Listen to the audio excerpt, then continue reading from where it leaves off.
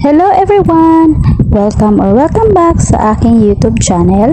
For today's video, ituturo ko po sa inyo kung paano mag-transfer ng pera galing sa GCash papunta sa Maya account. Step by step. Sobrang dali lang nito guys. Kung ikaw ay interesado sa video ito, panoorin mo ito hanggang sa dulo. At guys, please subscribe sa aking YouTube channel and hit the bell button for more updates. Step 1. Punta muna tayo sa ating Maya app. Ilagay lang natin dito yung password at ilagin. Kailangan po natin masave yung QR code sa Maya bago tayo pumunta sa GCash.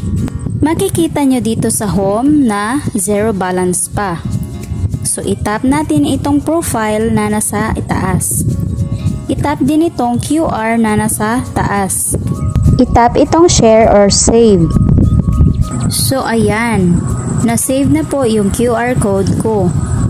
At need po ito sa pag-transfer natin ng pera from GCash. Step 2. So ngayon, punta na tayo sa GCash app. Ilagay lang natin dito yung MPIN.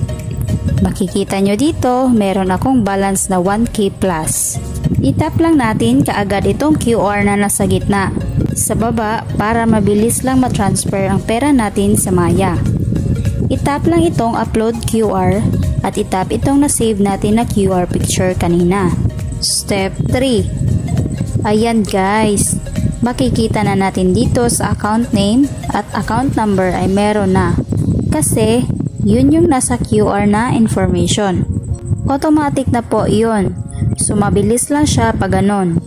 Ang kailangan mo na lang i-type yung amount kung magkano yung i-transfer mong pera galing dito sa GCash papunta sa Maya. Balik tayo. For example, 100 pesos yung i-transfer ko sa Maya. I-type lang dito ang 100 pesos. Meron po siyang fee na 15 pesos. Pagkatapos guys, itap na ang send money. Step 4. Tingnan nyo nang mabuti dito kung tama ba lahat ng information mo. Kung tama naman, itap na itong maliit na box na nasa baba. It means nag-agree ka na tama yung info na nasa taas. Pagkatapos, itap ang pay.